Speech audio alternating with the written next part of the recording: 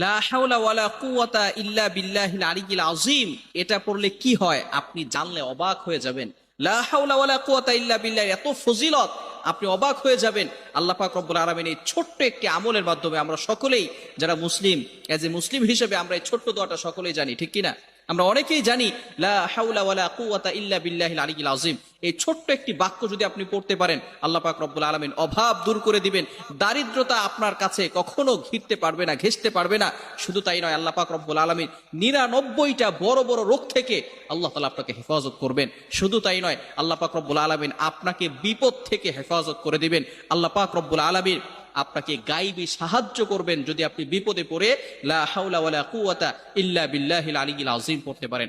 বড় চমৎকার এই আমলটা আমাদের অনেক মুরব্বিয়ানে কেরাম যারা আগে এবং এখনো অনেক মুরব্বীদেরকে দেখেছি এই আমলটা করতে, এবং সাহাবায়ে কেরামরা এই আমলগুলো করতেন এবং তারা ফলাফলও পেয়েছেন।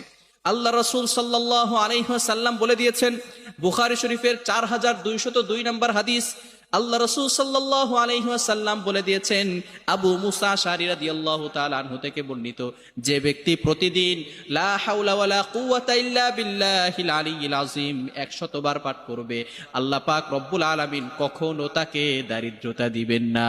সুবহান